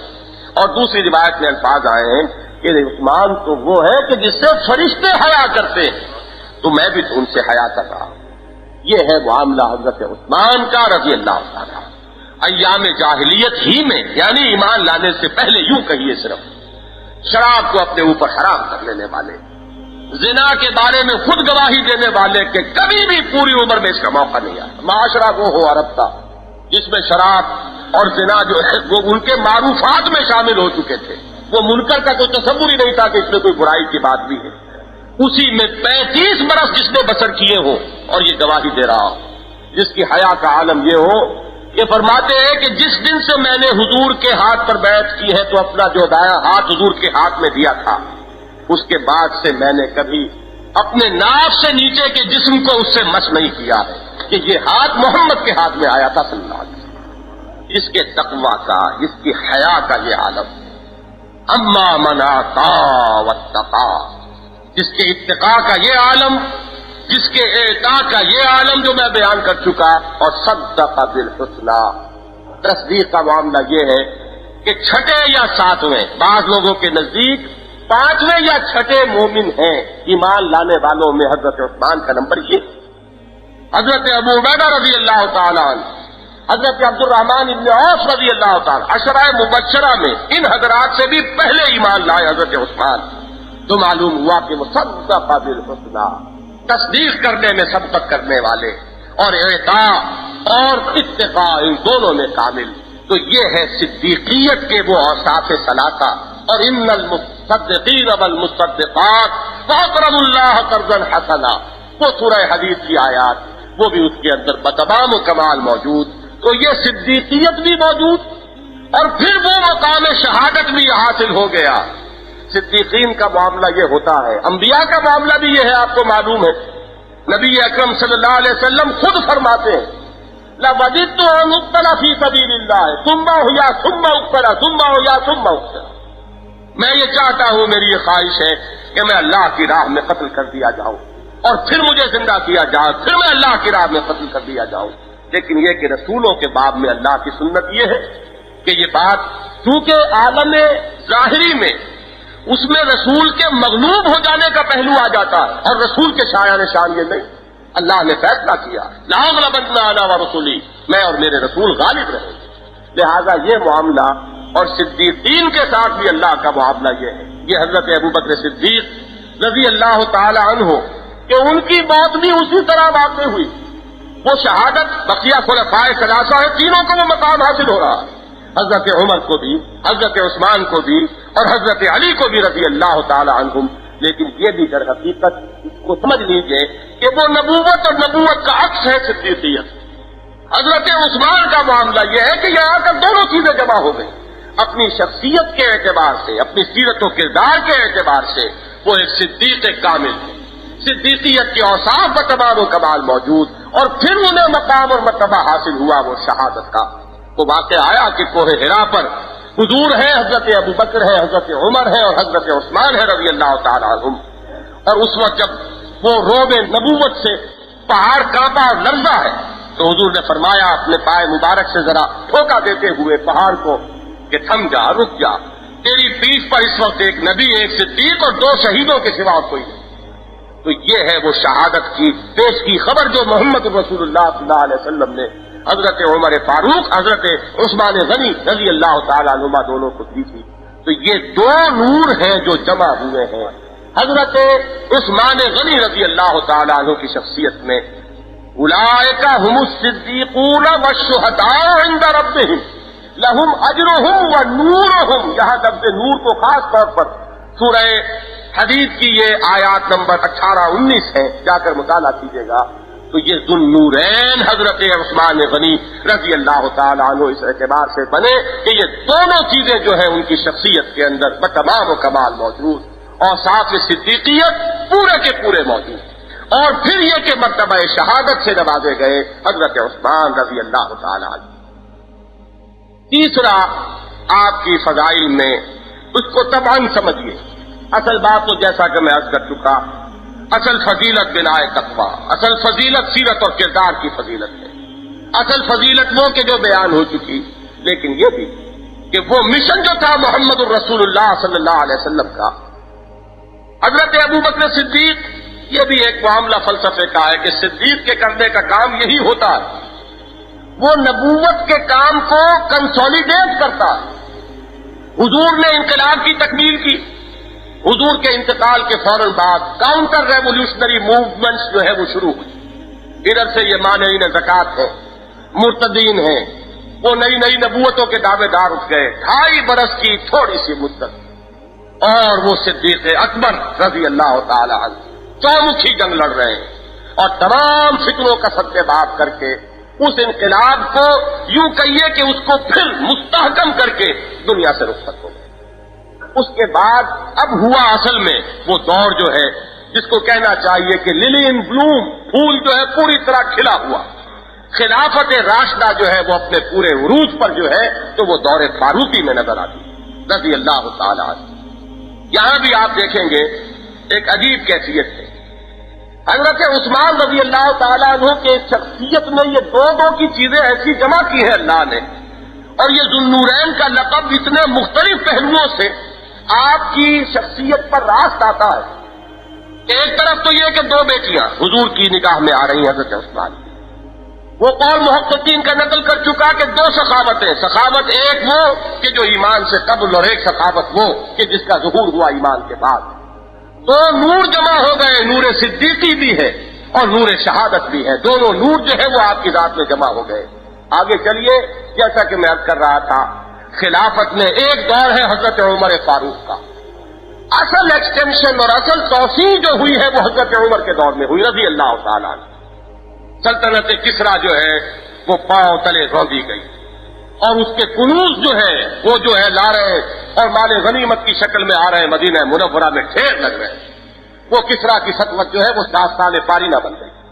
ادھر وہ روما کی سلطنت کی ایک ٹانگ ٹوٹ چکی تھی، یعنی اس کا جو 3 بر اعظموں پر جو عمل دخل تھا، یورپ بھی، افریقہ بھی اور مغربی ایشیا بھی، مغربی ایشیا کی حد تک حضرت عمر کے دور میں اس کی حکومت کا یوں سمجھیے کہ ختم ہو چکا، جنازہ نکل گیا۔ لیکن یہاں سے آگے پھر جو ہوا ہے توسیعی عمل وہ حضرت عثمان رضی اللہ تعالیٰ عنہ کے دور میں، کہ پورا شمالی افریقہ، ذرا تصور کیجئے، یہ اس وقت کا لیبیا، الجیریا، موراکو، ٹیونس، یہاں تک پورا شمالی افریقہ حضرت عثمان غنی رضی اللہ تعالیٰ عنہ کے دور میں فتح ہو رہا۔ حضرت عثمان کی دور خلافت کے بارے میں یہ بات لوگوں کے ذہنوں میں بیٹھ گئی ہے کہ شاید فتنہ ہی فتنہ تھا، فساد ہی فساد تھا، بہت بڑا موال تھا۔ خلفائے 4 میں سب سے زیادہ طویل دور خلافت جو ہے وہ حضرت عثمان کا ہے، 12 سال، حضرت عمر کے 10 سال، حضرت ابو بکر کے 2.5 سال، اور حضرت علی کے تقریباً 4.25 سال، 4.5 سال، طویل ترین دور۔ اور اس دور میں دونوں شانیں موجود ہیں، وہ شان فاروقی بھی موجود ہے۔ تقریباً 2/3 حصہ جو ہے 8 برس آپ کی خلافت کے بالکل وہی رنگ رہا ہے کہ جو دور فاروقی میں رہا ہے، وہی امن و امان کی کیفیت ہے، وہی نظام جو ہے محکم ہے، اور مسلمانوں کے مجاہدین کے قدم آگے بڑھ رہے ہیں۔ حضرت عمر کے انتقال کے بعد جیسا کہ ابھی میاں صاحب کہہ رہے تھے، دشمنوں نے سمجھا تھا کہ شاید اب یہ حکومت جو ہے قائم نہ رہ سکے گی، اور بہت سے خصوصاً ایران کے علاقوں میں بغاوتیں ہوئی۔ حضرت عثمان نے ان میں سے ایک ایک کو فروغ کر دیا اور اس کے بعد قدم آگے بڑھا۔ جنگ عبادلہ کہلاتی ہے وہ، جس میں حضرت عبداللہ ابن ابی سرح اس کے کمانڈر ان چیف تھے، حضرت عبداللہ ابن زبیر بھی لڑ رہے تھے، حضرت عبداللہ ابن عباس بھی لڑ رہے تھے، اور حضرت عبداللہ ابن عمر بھی وہاں موجود تھے۔ یہ جنگ عبادلہ جس کے نتیجے میں افریقہ کی قسمت بدلی ہے، اور سلطنت روما کے وہاں سے وہ جھنڈے ہمیشہ ہمیشہ کے لیے اکھڑ گئے اور وہاں اسلام کا جھنڈا لہرایا۔ یہ پوری جو ہے فتوحات کا معاملہ یہ حضرت عثمان کے زمانے میں، حضرت عثمان کے دور خلافت میں یہ دونوں رنگ موجود، دور فاروقی کا رنگ بھی کہ جس میں توسیع ہے، استحکام ہے، امن اور سکون ہے اور چین ہے، اور دوسرا رنگ جو اپنے پورے عروج پر پہنچا حضرت علی کے زمانے میں رضی اللہ تعالیٰ عنہ۔ یہ بات سمجھ لیجئے، حضرت علی رضی اللہ تعالیٰ عنہ کا پورا عہد خلافت جو ہے وہ خانہ جنگی کے نظر ہو گیا، ایک قدم آگے نہیں بڑھا، اسلامی سرحدیں آگے نہیں پھیلی، سارا جو دور خلافت ہے وہ خانہ جنگی ہے۔ جنگ صفین ہو رہی ہے، جنگ جمل ہو رہی ہے، اور وہ خوارج کے ساتھ مار کے ہو رہے ہیں۔ 84,000 کلمہ گو ایک دوسرے کی تلواروں اور تیروں سے وہ قتل ہوئے ہیں یا شہید کہیے مسلمان 84,000 کی تعداد میں حضرت علی کے زمانے میں۔ یہ ہے 5.25 برس کا عرصہ کہ جس میں کہیں کفار کے ساتھ کوئی معاملہ نہیں، سارا معاملہ مسلمانوں کا ہے، باہم دست و غریب۔ یہ میں بعد میں عرض کروں گا کہ یہ بات کیا تھی، وہ جو میں نے ابتدا میں کہا تھا، ایک عالم ظاہری ہے اور ایک عالم باطنی ہے۔ عالم ظاہری میں اسباب ہم کچھ اور تلاش کرتے پھرتے ہیں، اور عالم باطن میں اسباب کچھ اور ہوتے ہیں۔ تا دلے صاحب دلے نامت میں درد، ہیچ قومیرا خدا رسوا نہ کر۔ یہ دنیا میں اقوام جو رسوا ہوتی ہیں تو ایک تو ظاہری اسباب ہے اور ایک حقیقی سبب ہوتا ہے۔ کسی صاحب دل کو اگر چرکا لگا ہو اس کے دل کو، اور کسی پر اگر ظلم کیا گیا ہو، اللہ والے پر جو فرمایا گیا کہ من عاد علی ولیا فقد آذنتہ بالحرب، اگر کسی نے میرے ولی کے ساتھ دشمنی رکھی تو اس سے میرا اعلان جنگ ہے۔ یہ ہے وہ باطنی حقائق کہ جس کا پھر ظہور ہوتا ہے اس عالم اسباب اور عالم مادی میں، جس کے لیے ہم تلاش کرتے پھرتے ہیں، نہ معلوم کہاں کہاں سے اسباب اور کہاں کہاں سے دور دور کی کوڑیاں لاتے ہیں۔ تو یہ معاملہ کیا تھا، میں صرف یہ عرض کر رہا تھا کہ حضرت علی کا پورا دور خلافت فتنہ اور فساد اور باہمی خانہ جنگی اور مسلمانوں کی کوریزی ہوئی، اور حضرت عمر کا پورا دور خلافت اغیار سے مجاہدہ ہے اور قتال ہو رہا ہے، اور سلطنت اسلامی کی حدود وسیع سے وسیع تر ہو رہی ہے، اور حضرت عثمان کی ذات میں یہ دونوں شانیں موجود ہیں۔ وہ شان بھی ہے دور فاروقی، 7-8 برس اس شان کے، اور بقیہ 4 برس کے لگ بھگ جو ہے یا 5 برس کہہ لیجئے تو حضرت علی والی شان یا وہ کیفیت بھی موجود ہے۔ یہاں یہ بات البتہ جان لیں کہ حضرت علی کے زمانے میں اگر یہ بدامنی رہی تو ہم اس کا کوئی الزام حضرت علی کو نہیں دیتے، نعوذ باللہ من ذلک۔ کیسے ہم دے سکتے ہیں؟ وہ خلیفہ راشد، وہ ہمارے صحابہ میں رضی اللہ تعالی عنہم 4 نمبر پر ہے، گویا کہ بقیہ تمام صحابہ سے افضل تو ہم بھی مانتے ہیں۔ ہم نے تو صرف یہ کہا ہے کہ حضرت ابو بکر، حضرت عمر، حضرت عثمان یہ 3 افضل ہے حضرت علی سے، بقیہ سب سے تو افضل حضرت علی ہے رضی اللہ تعالیٰ عنہ، اس میں تو کوئی شک نہیں۔ تو ان کی نیت میں کہیں کوئی خلل نہیں تھا۔ بات یہ ہے کہ سازش کے ذریعے سے فتنے کی آگ اس طرح بھڑکا دی گئی تھی کہ نہ حضرت عثمان اس کو فروغ کر سکے نہ حضرت علی کر سکے۔ اگر حضرت علی نہیں کر سکے تو اس کا الزام حضرت علی پر نہیں ہے، اور اگر حضرت عثمان نہیں کر سکے تو کتنا ظلم ہے کہ ان پر سارا الزام رکھ دیا جائے۔ ایک کیسا تضاد ہے کہ ایک کے زمانے میں پورا دور خلافت جو ہے اگر فتنہ و فساد کی نظر ہو گیا اور وہ فتنہ فروغ نہ کر سکا، حالات کو قابو میں نہ لا سکا، تب بھی وہ شیر خدا ہے، اس کے شیر خدا ہونے میں کوئی فرق واقع نہیں ہوا۔ اور دوسرے کے زمانے میں اگر اس کا 2/3 دور جو ہے وہ دور فاروقی کا مثل ہو اور صرف 1/3 دور میں اگر فتنہ و فساد ہو تو اس کو ہم کہیں کمزور تھے اور یہ نقص تھا اور یہ تھا اور وہ تھا. یہ سارا کا سارا تضاد جو ہے ذرا سا بھی انسان اگر غور کرے تو معلوم ہو کہ واقعہ یہ ہے کہ کیسی کیسی بے بنیاد باتیں ہیں جو کہی جاتی ہیں اور جو باور کر لی جاتی ہیں اور منوا لی جاتی ہیں. تو میں تو یہاں ابھی وہ ذوالنورین کا معاملہ بیان کر رہا ہوں. وہ 2 شانیں جمع ہو گئی. اس سے بھی آگے بڑھیے. سورہ کہف ابھی ہم نے ختم کی ہے اپنی مسجد خضرا کے اجتماع میں، جس کا میں آج ابتدا میں ذکر کر کے چلا تھا. سورہ کہف میں عجیب بات ایک جو آئی ہے جن حضرات کے نگاہوں میں ہے وہ، اور جنہیں یہ معلوم ہے کہ حضور نے فرمایا ہے کہ سورہ کہف دجالی فتنے سے محفوظ کرنے والی صورت ہے. جو شخص ہر جمعے کو سورہ کہف پڑھے گا وہ دجالی فتنے کے اثرات سے محفوظ رہے گا. اس کے ابتدا میں اصحاب کہف کا واقعہ ہے اور آخر میں ذوالقرنین کے حالات ہیں. ذوالقرنین کون تھے؟ ایک صاحب ایمان اور ایک نیک اور خدا ترس اور خدا پرست ایک شہنشاہ، بڑا عظیم شہنشاہ. واقعہ یہ ہے کہ جس دور میں وہ تھے بہت عظیم مملکت اللہ نے انہیں عطا کی. آتیناہ من کل شیء سببا، قرآن کی شہادت ہے. اصحاب کہف کون تھے؟ وہ صاحب ایمان جنہیں اپنی جان بچانے کے لیے اور جنہیں اپنا ایمان بچانے کے لیے کسی کھو میں جا کر پناہ لینی پڑی. معلوم ہوا کہ اہل ایمان دنیا میں یہ دو انتہائی حالات ہیں کہ جن سے دو چار ہو سکتے ہیں. اصحاب کہف بھی ہو سکتے ہیں کہ جنہیں اپنی جان بچانے کے لیے کہیں پناہ گزین ہونا پڑے، اور اہل ایمان کو اللہ تعالیٰ سطوت بھی دے، شان و شوکت بھی دے. تو ذوالقرنین کسی سطوت اللہ کے خزانے میں کمی نہیں. اب آپ دیکھیے خلفائے راشدین میں سے یہ دونوں شانیں حضرت عثمان رضی اللہ تعالیٰ عنہ کے ذات کے اندر مجتمع ہوتے.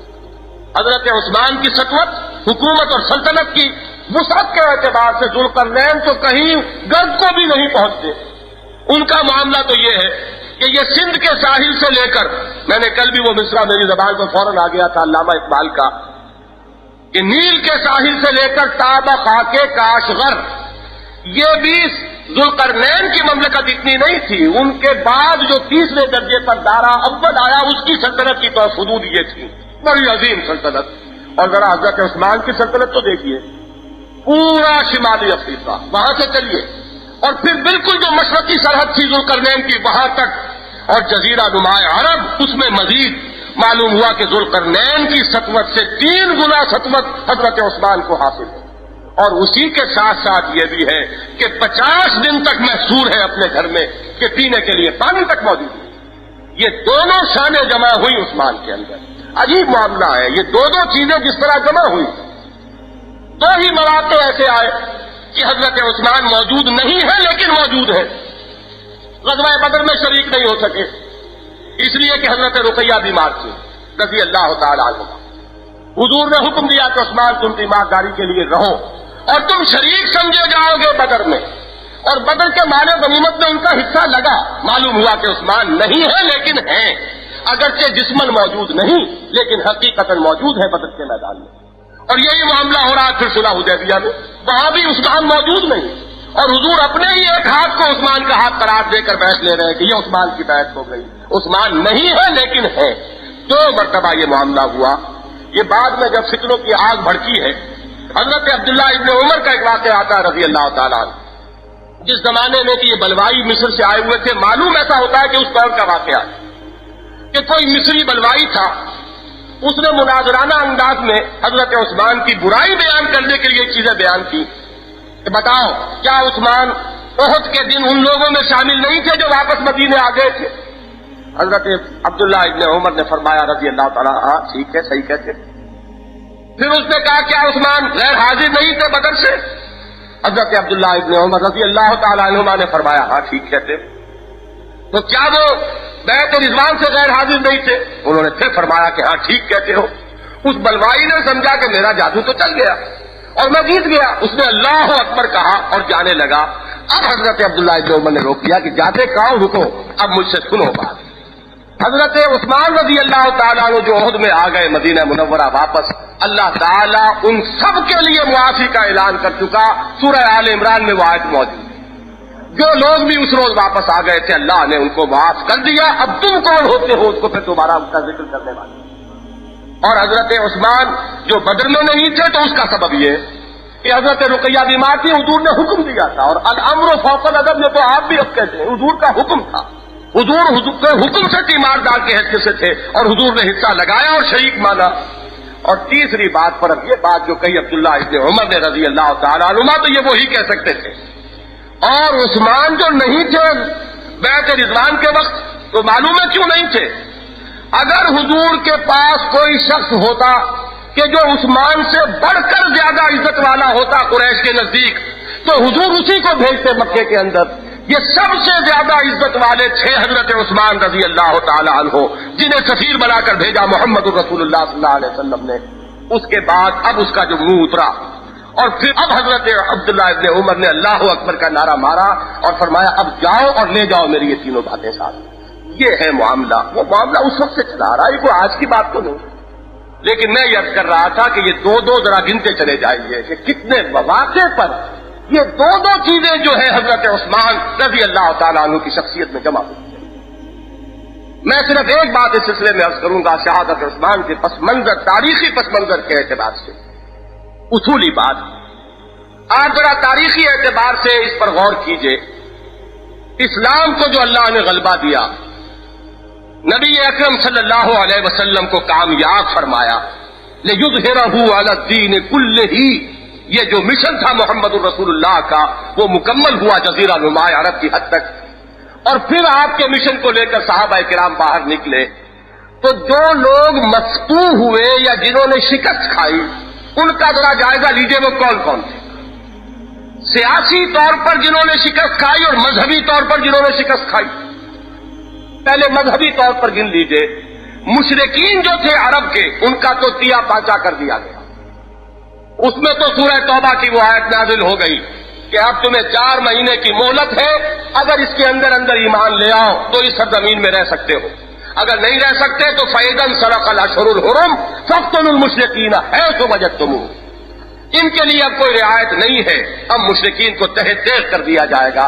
مطلب یہ ہوا کہ ان کے ساتھ کوئی معاملہ نرمی کا اب نہیں ہوگا، اس لیے کہ حضور انہی میں سے تھے اور انہی کی طرف اولاً مبعوث کیے گئے۔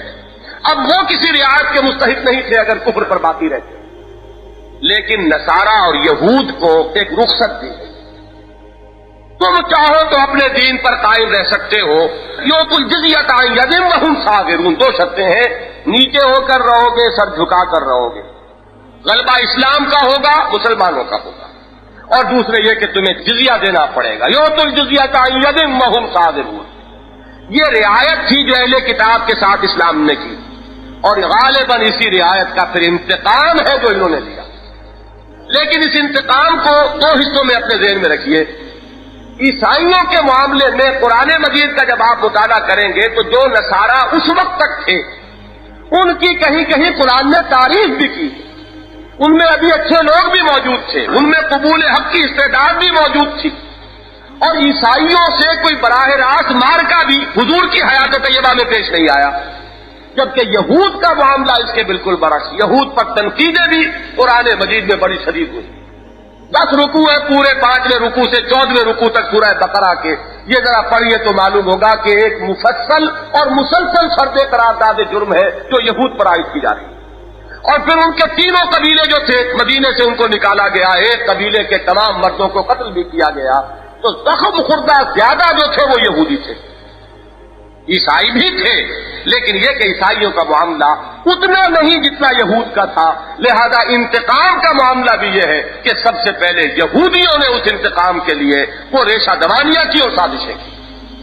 اب آئیے سیاسی اعتبار سے، اسلام کو جب عروج ہوا تو دنیا میں 2 عظیم مملکتیں تھیں، ایک کا ذکر میں کر چکا، سلطنت روما، قیصر کی سلطنت، لیکن یہ جو رومن امپائر ہے یہ 3 بر اعظموں پر پھیلی ہوئی تھی، اس کے یورپین اور افریقن اور ایشیائی، مغربی ایشیائی، یہ مقبوضات 3 تھے۔ دوسری طرف سلطنت کسریٰ وہ ایران۔ خلافت راشدہ میں خصوصاً دور فاروقی میں سلطنت کسریٰ کی تو دھجیاں ہوئی، اس کا تو وجود ہی نہیں رہا، لیکن سلطنت روما کی تو صرف ایک ٹانگ ٹوٹی، صرف اس کے مغربی ایشیائی مقبوضات حضرت عمر کے زمانے میں فتح ہوئے، اور جو دوسری ٹانگ ٹوٹی 3 میں سے وہ حضرت عثمان کے زمانے میں، جبکہ یہ شمالی افریقہ فتح ہو گیا۔ تو جہاں تک انتقام کا معاملہ ہے وہ انتقام بھی سب سے زیادہ شدید جو تھا وہ ایرانیوں کے اندر تھا. رومن امپائر تو ابھی انٹیکٹ تھی. یہی وجہ ہے آج سمجھ لیجیے اچھی طرح حضرت عمر سے کیوں انہیں اتنا بغض ہے. کیوں آج بھی آپ دیکھیں گے, چلے جائیے اس ملک میں, ویسے سیاسی اعتبار سے ہمارے حلیف ہے, ہماری دوستی ہے, یہ اپنی جگہ پر ہے, لیکن بہرحال مذہبی حقائق جو ہے اس کی بنا پر مس نہیں کیے جا سکتے. آج بھی حضرت عمر کا قاتل, اس کے مقبرے کی شبیہیں وہاں پر فروخت ہوتی ہیں. حضرت ابو لولو فیروز, یہ اس کا نام جو ہے اتنے تقدس مآب طریقے پر, اور اس کا بھی جیسے کہ ائمہ کی مقبروں کی تصویریں جو ہے وہ بکتی ہیں, اسی طریقے سے اس کی قبر جو ہے اس کی تصویر بھی بک رہی ہے, اور اسے محسن مانا گیا. کیوں مانا گیا؟ اس لیے کہ اس نے چراغ بجھایا ہے حضرت عمر فاروق رضی اللہ تعالیٰ عنہ کی حیات طیبہ کا, اور انہی کے زمانے میں یہ سلطنت کسریٰ جو ہے یہ مسلمانوں کے پاؤں تلے روکی گئی. تو اب آپ غور کیجئے کہ دو طرف سے آ کر یہ سازشیں جو ہے ایران کی سرزمین ان کا مرکز بن گئی. سیاسی اعتبار سے سب سے زیادہ انتقام کے جذبات جو تھے وہ ایران میں تھے. مذہبی اعتبار سے سب سے زیادہ انتقامی جذبات یہودیوں میں تھے. انتقام شروع کیا, حضرت عمر کی زندگی کا چراغ گل کیا تو وہ ابو لولو فیروز ہے وہاں پر, اور اس کے ساتھ وہ ساری سازش جو ہے پس منظر میں رکھی ہے.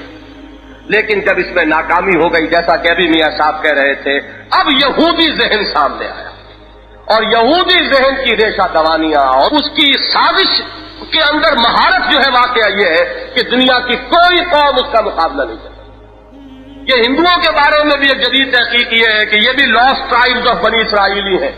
ان کے اندر بھی وہ جو مزاج کی جو مناسبت, یہود اور ہنود ان دونوں کے اندر جو مزاج کی مناسبت ہے, تو کوئی نسلی تعلق بھی ہے غالباً کہ جس کی وجہ سے ان کے مناسبت اس قدر موجود ہے مزاج میں. تو ریشہ دوانی اور سازش یہ ان کی گھٹی میں پڑی. عبداللہ ابن سبا نے وہ جو آگ بھڑکائی, ذہن میں رکھیے, یہ حضرت مسیح علیہ السلام کے دین کا بالکل حلیہ بگاڑ دیا اس نے. سینٹ پال نے, جسے سینٹ کہنا نہیں چاہیے, شیطان پال کہنا چاہیے, کہ جس نے کہ حضرت مسیح علیہ السلام کے اصل دین کو تو باقی ہی نہیں رہنے دیا. آج جو ہے وہ پال کا دین ہے, حضرت عیسیٰ کا دین تو کہیں نہیں. نام اس کا کرسچینٹی ہے, عیسائیت ہے, لیکن حقیقت میں وہ پالزم ہے, وہ پال کا دین ہے, حضرت مسیح کا دین نہیں. جس طریقے سے وہ سازش تھی اس سے کم تر سازش نہیں تھی عبداللہ ابن سبا کی. یہ سازش بھی اتنی ہی گہری, اتنی ہی ہماگیر تھی, لیکن یہ کہ یہ دین آخری دین ہے, اللہ کو اس دین کو محفوظ رکھنا. حضرت مسیح کی شخصیت کو بس کیا تو قرآن نے آ کر تصحیح کر دی. اگر حضور کی شخصیت کو بس کر دیتے تو پھر کون آتا اس کی تصحیح کے لیے؟ لہذا حضور کو بھی خصوصی تحفظ ملا.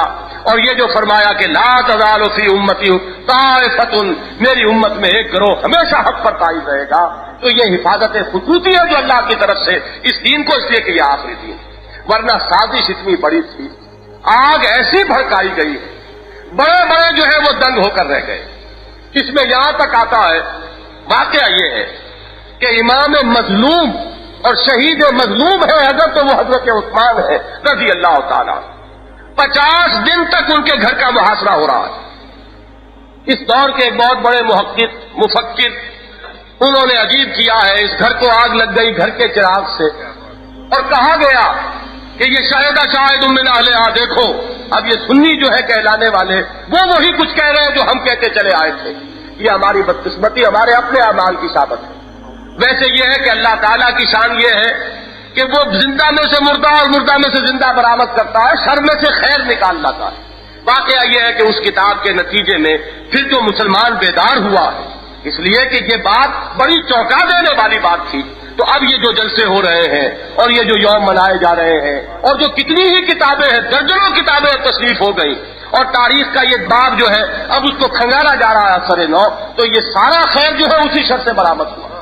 تو میں یہ عرض کر رہا تھا کہ اس وقت حضرت علی رضی اللہ تعالی عنہ, خود وہ مصنف صاحب یہ فرماتے ہیں اپنی کتاب میں کہ جب بلوائی گھیرے ہوئے تھے اور حضرت عثمان پر انہوں نے بے بنیاد الزامات کی لمبی چوڑی فہرست بنائی ہوئی تھی, حضرت علی آئے رضی اللہ تعالی عنہ, اور انہوں نے ایک ایک الزام سے بریت ثابت کی حضرت عثمان کی.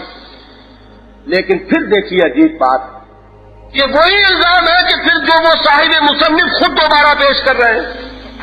اور حضرت علی رضی اللہ تعالیٰ عنہ کی عظمت اور ان کے مقام اور مرتبے کی شہادت بھی دے رہے ہیں، تو اللہ تعالیٰ خوش رکھے ہمارے مرزا محمد منور صاحب کو میثاق میں انہوں نے جب ایک تبصرہ شائع کیا تھا ایک کتاب پر، تو اس میں یہ الفاظ لکھے کہ نہ معلوم ان لوگوں نے حضرت علی کو بھی شاید کرائے کا وکیل سمجھا ہے کہ شاید وہ حضرت عثمان سے کوئی فیس لے کر وکالت میں ان کی برات کر رہے تھے، اگر تو حضرت علی نے برات کی تھی اپنی دیانت دارانہ رائے سے، تو تمہیں شرم نہیں آتی کہ جن الزامات سے برات ثابت کرتی حضرت علی نے رضی اللہ تعالیٰ عنہ، آج تم انہی کو پھر دوہرا رہے ہو اور پھر حضرت علی کی تعریف بھی کر رہے ہو رضی اللہ تعالیٰ عنہ۔ تو عجیب عجیب معاملے ہیں، اب کس کس چیز کا، وہ اس گھر کو آگ لگ گئی گھر کے چراغ سے والا معاملہ ہے۔ کتنے ہی ہیں اہل سنت کہلانے والے حضرت معاویہ کا نام ادب سے نہیں لے سکتے، کتنے ہی ہیں کہ حضرت عمرو بن العاص رضی اللہ تعالیٰ عنہ کا نام ادب سے نہیں لے سکتے۔ وہ اس طریقے سے اذہان مسموم کر دیے گئے اور زبان اور قلم جو ہے اس پر اس طرح کا تسلط غیر شعوری طور پر قائم کر دیا گیا کہ ٹپک رہی ہے زبان سے بھی وہی باتیں اور ٹپک رہے ہیں قلم سے بھی وہی اقوال کہ جو لوگوں کے ذہنوں پر مسلط کر دیے گئے۔ تو حضرت علی رضی اللہ تعالیٰ عنہ تو تمام الزامات سے بری ثابت کر رہے ہیں، محاصرہ ہے۔ حضرت عبداللہ ابن سلام آتے ہیں رضی اللہ تعالیٰ عنہ، بنی اسرائیل میں سے تھے، وہ آئے یہودی، کیونکہ پورا سازش تو ذہن میں پیچھے یہودی تھا، وہ خوش ہوئے کہ یہ آئے ہیں حضرت عثمان سے ملنے جا رہے ہیں، یہ بھی کوئی بات، کوئی گستاخی کر کے آئیں گے، کوئی یقیناً توہین کر کے آئیں گے۔ بلوائیوں نے خوشی بنائی کہ یہ جا رہے ہیں حضرت عثمان سے ملنے، انہوں نے جا کر حاضر ہو کر عرض کیا کہ آپ مجھے اجازت دیجئے کہ میں یہیں رہوں آپ کے پاس، اس لیے کہ میں محسوس کر رہا ہوں کہ یہ ظالم اب آپ کو شہید کیے بغیر نہیں چلیں گے، آپ مجھے اجازت دیجئے کہ میں آپ ہی کے ساتھ شہید ہو جاؤں اور یہیں پر آپ کے ساتھ موجود رہوں۔ حضرت عثمان کے الفاظ یہ نقل کیے گئے کہ میرا جو حق تم پر ہے، معلوم ہوتا ہے، تفصیل تو وہاں نہیں کہ کوئی حسن معاملہ ہوگا، کوئی حسن سلوک کیا ہوگا حضرت عثمان رضی اللہ تعالیٰ عنہ حضرت عبداللہ ابن سلام کے ساتھ رضی اللہ تعالیٰ عنہ، حضرت عثمان نے اس کا واسطہ دیا کہ میں تمہیں اپنے اس حق کا واسطہ دے کر کہتا ہوں جو میرا تم پر ہے کہ یہاں سے چلے جاؤ، میرے ساتھ نہ رہو، اپنی جان کی خیر بناؤ، اپنے آپ کو بچاؤ۔ وہ بالکل لاچار ہو کر باہر آئے، انہوں نے تالیاں پیٹی کے واپس آئے ہیں، کچھ ہمیں اب سنائیں گے کہ کس کس طرح توہین کر کے آئے حضرت عثمان کی۔ انہوں نے کھڑے ہو کر خطبہ دیا کہ لوگوں باز آ جاؤ، ان کے خون میں اپنے ہاتھ نہ رگو، میں تمہیں بتا رہا ہوں کہ کبھی اللہ کا کوئی نبی کوئی شہید نہیں کیا گیا، لیکن یہ کہ پھر 70,000 انسان کم سے کم قتل ہوئے اور کسی نبی کا خلیفہ کبھی شہید نہیں کیا گیا، مگر کم سے کم 35,000 افراد اس کے بعد قتل ہوئے ہیں، خون کی ندیاں بہہ جائیں گی اور تم اب بھی بعد آ جاؤ اس سے۔ انہوں نے کہنا شروع کیا، ایکسپیکٹ کچھ اور کر رہے تھے، معاملہ کچھ اور نکلا، شور مچا لیا یہ جو یہودی جھوٹ بکتا ہے۔ انہوں نے کھڑے ہو کر کہا خدا کی قسم میں جھوٹ نہیں کہہ رہا، اور پھر قرآن مجید کی آیات پڑھ کر سنائی، وہ جو وہاں پر آیا ہے کہ شاہد شاہد من اہل کتاب، ایک کتاب کے جو علماء ہیں وہ گواہی دینے والے ہیں۔ اس وقت انہوں نے کہا میں گواہی دیتا ہوں، میں جو کچھ کہہ رہا ہوں تورات سے کہہ رہا ہوں، اور اب بھی تمہارے لیے وقت ہے کہ بعد آ جاؤ، ورنہ جو کچھ فتنہ اس کا آغاز ہوگا اس کا تم اندازہ نہیں کر سکتے۔ اور وہی ہو کر رہا، وہ فتنہ ہوا۔ میں عرض کر رہا تھا کہ یہ کربلا کے واقعے کو جو رنگ دیا گیا ہے یہ یوں ہی نہیں دیا گیا، حالانکہ محققین کی رائے تو یہ ہے کہ 9 کو تو حضرت حسین رضی اللہ تعالیٰ پہنچے کربلا، یہ پانی کتنے عرصے بند رہ گیا، 10 کو تو شہادت ہو گئی، اور زیادہ جو روایات ہیں ان کو بھی دیکھیں تو زیادہ سے زیادہ 3 دن کا قیام وہاں ثابت ہے، لیکن یہ کہ داستانیں ہیں کہ تصنیف ہو گئی، اور وہ دجلہ کا کنارہ کوئی صحرا نہیں، ذرا سا گڑھا کھودا تو خود ثابت ہے کہ پانی نکل آیا۔ معلوم ہوا کہ وہ پیاس کی فرضی داستانیں جو بنائی گئیں اس لیے کہ پیاس حضرت عثمان کی یاد نہ رہے لوگوں کو، اور وہاں پر مظلومیت کا جو رنگ چڑھایا گیا ہے وہ اس لیے کہ عثمان کی مظلومیت سے نگاہیں جو ہے دور ہٹ جائے۔ ایک واقعے کو اس طریقے سے ڈرامائی انداز کے اندر لوگوں کے اندر پھیلا دیا گیا ہے کہ اب کوئی جانتا ہی نہیں کہ مظلوم شہید جو ہے وہ حضرت عثمان ہے رضی اللہ تعالیٰ۔ میں یہ کہا کرتا ہوں ایک عالم یہ ہے کہ چاہے 1 اور 1000 کا مقابلہ ہو، لیکن آپ میدان جنگ میں ہیں، خود بھی ہاتھ میں آپ کے تلوار ہے، یقتلون و یقتلون، آپ قتل کر بھی رہے ہیں، قتل ہو بھی رہے ہیں، اس میں معاملہ جو ہے اور ہے۔ اور ایک وہ ہے، ذرا کنٹراسٹ دیکھیے کہ وقت کی عظیم ترین سلطنت کا فرما روا، جس کی سلطنت کی وسعت کے آگے وہ ذوالقرنین کی داستان جو ہے وہ بالکل مان پڑ رہی ہے، جو اگر ذرا اشارہ کر دے تو اتنی فوجیں آ سکتی ہیں، وہ فاتحین جو ہے سارے افریقہ کے اور مصر کے اور سارے شام کے گورنر جو ہے موجود ہیں اور خوشامدیں کر رہے ہیں کہ ہمیں اجازت دیجیے، لیکن نہیں، اگر اجازت کا ایک لفظ جو ہے وہ نکل جائے عثمان کی زبان سے تو کسی بلوائی کی ایک چھینٹ تک کہیں دنیا میں موجود نہ ہو۔ لیکن یہ ہے کہ وہ ہے کوہ، اور وہ صبر اور تحمل اور علم کا وہ کوہ ہمالیہ ہے۔ میں حیران ہوتا ہوں ان لوگوں کی عقل پر، ان کی سمجھ پر جو کہتے ہیں کہ عثمان کمزور تھے رضی اللہ تعالیٰ، کمزور تباہ تھے۔ خدا کے بندو غور کرو، کوئی کمزور آدمی دیکھا ہے؟ جب بلی کی جان پر بن آتی ہے تو وہ آپ کے حلقوم کے اوپر جھپٹا مارنے کے لیے تیار ہوتی ہے۔ جب یہ اور ہو حال یہ کہ قوت موجود ہو، کمزور آدمی جو ہے وہ تو فوراً مستعل ہوتا ہے۔ کمزور آدمی میں علم کہاں اور تحمل کہاں؟ حضرت عثمان رضی اللہ تعالیٰ عنہ وہ ساری قوت اور وہ سارا دبدبا اور وہ ساری سلطنت رکھتے ہوئے اور پھر ڈٹے ہوئے اس پر، اور یہ ایک دن ڈٹ جانا نہیں ہے، 2 دن کا ڈٹ جانا نہیں ہے، پورے 50 دن ڈٹے ہوئے کہ میری جان چلی جائے، میرا خون بہ جائے، لیکن میں کسی کلمہ گو کا خون اپنی حفاظت میں بہانے کے لیے تیار ہوں۔ صحابہ کہتے ہیں کہ ہمارے تو ہاتھ باندھے ہوئے عثمان نے، ہم کریں کیا؟ لوگ کہتے ہیں کس طرح مٹھی بھر 1800 بلوائی کل، اور وہ خلیفہ کو شہید کر گئے۔ کس طرح کر گئے؟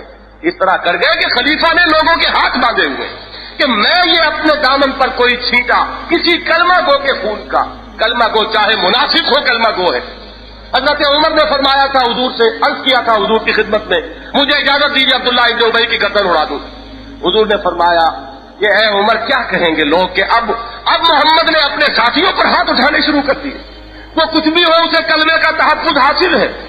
حضرت اسامہ قتل کر بیٹھے تھے جنگ میں ایک کافر کو کہ اس نے عین جنگ میں جبکہ وہ زد میں آ گیا اسے کلمہ پڑھ دیا، لیکن حضرت اسامہ نے وہی سمجھا جو ہر شخص سمجھتا کہ یہ صرف جان بچانے کے لیے کلمہ پڑھ رہا ہے، انہوں نے قتل کر دیا۔ حضور نے فرمایا ہے اسامہ کیا کرو گے قیامت کے دن جب وہ کلمہ جو ہے استغاثہ لے کر آئے گا تمہارے خلاف کہ کلمے کی ڈھال موجود ہوتے ہوئے تمہاری تلوار اس کی گردن پر پڑی؟ تو یہ ہے وہ کلمے کی ڈھال لیے ہوئے تھے وہ لوگ، اور یہ عثمان ابن عفان تھے کامل الحیاء والایمان کہ جن کی وجہ سے ان کی ہجرتیں اتنی بڑھی، ورنہ واقعہ یہ ہے کہ ان کی کوئی پوٹی جو ہے ان کا خون کا کوئی چھینٹا کہیں نظر نہ آتا، اور ان کو کہہ رہے کہ وہ کمزور تھے۔ معلوم ہوتا ہے کہ کوہ ہے اور کوہ ہمالیہ ہے صبر و ثبات کا اور استقامت کا، جو ڈٹا ہوا ہے اپنی جان کی اسے مطلق کروا دی۔ وہ وقت آیا ہے کہ جب عین وہ وقت آیا ہے کہ بلوائی گھسے ہیں، ذرا ان کی حیا کا اور وہ کامل الحیاء والایمان کا اس وقت بھی منظر دیکھیے۔ ایک تو وہی جود و سخا، اما من آتا واتقا، 20 غلام تھے، 20 کو کہا تم اب آزاد، میرا تو آخری وقت آیا، 20 کو اسی وقت آزاد کیا، اور خود کبھی شلوار نہیں پہنی تھی ساری عمر، لیکن معلوم تھا کہ اب وہ وقت آ گیا، مبادا میں کہیں اڑیا ہو جاؤں اس ہنگامے میں، شلوار منگائی، شلوار پہنی، اور الفاظ آئے فشدھا، اسے اس طرح کس کر باندھا کہ اس حالت میں بھی کہیں وہ صورت نہ ہو جائے کہ وہ اکثرہم حیاء عثمان، محمد کے فرمائے ہوئے الفاظ جو ہیں کہیں ان کو بٹا نہ لگ جائے۔ شلوار پہنی ہے اور پھر لے کر قرآن مجید بیٹھ گئے، اللہ کا کلام پڑھتے ہوئے شہید ہو رہے ہیں۔ یہ جن کا عالم ہو ان کو کہا جائے کہ کمزور ہے، تو پھر وہی عرض کروں گا میں کہ لوگوں میں یا تو عقل نہیں، یا وہ دوسروں کو سب کو بے وقوف سمجھتے ہیں، اتنے خود عقل مند ہیں کہ وہ ہر چیز جو ہے وہ کہتے وہ باور کر لی جاتی ہے کہ اگر حضرت علی رضی اللہ تعالیٰ عنہ اگر اپنی جان دے کر فتنے کو نہ روک سکے، تو پھر اگر ان کی فتوت اور شجاعت اور بہادری اور مضبوطی اور شیر خدا ہونے میں اگر کوئی اس سے نقص واقع نہیں ہوتا تو حضرت عثمان کیسے کمزور ہو گئے؟ اگر انہوں نے اپنا خون بھی دے دیا، اپنی جان بھی دے دی، لیکن فتنے کو روک نہ سکے۔ میں صرف آخر میں ایک واقعہ بیان کرتا ہوں جس سے کہ جو میں نے اشارہ کیا تھا کہ یہ عالم میں جو کچھ ہوتا ہے اس عالم اسباب میں اور عالم ظاہر میں پیچھے کچھ اور ہوتا ہے معاملہ۔ ہیچ قوم را خدا رسوا نہ کر، تا دلے صاحب دلے نامت سے در، یہ ایک خواب ہے حضرت حسن رضی اللہ تعالیٰ عنہ نے ایک مرتبہ بیان کیا، اور معلوم ہوتا ہے اس واقعے سے کہ یہ حضرت علی کے دور خلافت کا واقعہ ہے۔ حضرت عثمان اپنا خواب بیان کر رہے ہیں کہ میں نے لوگوں خواب دیکھا رات، عجیب خواب، میں دیکھتا ہوں کہ عدالت لگی ہوئی، عدالت عالیہ، پروردگار کائنات اللہ کی عدالت لگی ہوئی اور اللہ تخت پر متمکن، حضور آتے ہیں صلی اللہ علیہ وسلم اور عرش کا ایک پایا پکڑ کر کھڑے ہو جاتے ہیں۔ اس کے بعد حضرت ابوبکر آتے ہیں رضی اللہ تعالیٰ عنہ، حضور کے شانہ مبارک پر اپنا ہاتھ رکھ کر کھڑے ہو جاتے ہیں۔ پھر حضرت عمر آتے ہیں رضی اللہ تعالیٰ عنہ، اور وہ حضرت ابوبکر کے شانے پر ہاتھ رکھ کر کھڑے ہو جاتے ہیں. اس کے بعد اچانک حضرت عثمان آتے ہیں اور وہ اللہ کی اس عدالت میں فریادی کی حیثیت سے پیش ہوتے ہیں. ان کا کٹا ہوا سر ان کے اپنے ہاتھوں میں ہے اور وہ فریاد کرتے ہیں کہ اے پروردگار ذرا پوچھو ان محمد کے نام لیواؤں سے اور ان سے جو اپنے آپ کو مسلمان کہہ رہے ہیں ان سے پوچھا تو جائے کہ مجھے کس گناہ کی پاداش میں شہید کیا گیا، قتل کیا گیا. وہ آیت شاید یاد آئی ہو جبکہ پوچھا جائے گا وَإِذَا الْمَوْءُودَةُ سُئِلَتْ بِأَيِّ ذَنبٍ قُتِلَتْ، کیا گناہ تھا، کون سا جرم تھا جس کی پاداش میں اس کو زندہ دردور کیا گیا اس بچی کو. حضرت عثمان نے فریاد کی اور اس کے بعد وہ جو ایک کیفیت ہوئی تو اس خواب میں میں دیکھتا ہوں کہ پھر آسمان سے خون کے 2 پرنالے جاری کر دیے گئے جو زمین پر خون بہاتے چلے گئے. یہ ہیں وہ 2 پرنالے، وہ جنگ جمل اور جنگ صفین. یہ جو پرنالے ہیں یہ در حقیقت وہ خون عثمان ہے. وہ جو عبداللہ ابن سلام نے فرمایا رضی اللہ تعالی عنہ کہ کوئی نبی شہید نہیں کیا گیا مگر ان کے بعد 70,000 انسان ضرور قتل ہوئے ہیں اور کوئی خلیفہ نہیں شہید کیا گیا کسی رسول کا مگر 35,000 انسان ضرور اس کے بعد قتل ہوئے. یہاں تو معاملہ 84,000 کا ہے کہ وہ جو پھر خون کی ندیاں بہی ہیں تو آسمارا حق بوت گر خوب عبارت برزمی بر زوال ملک مستعصم امیر المومنین. وہ ملک مستعصم امیر المومنین نہیں، یہ در حقیقت وہ خون ہے امیر المومنین عثمان ابن عفان کا رضی اللہ تعالی عنہ. اقول قولی ھذا واستغفر اللہ لی ولکم ولسائر المؤمنین والمؤمنات.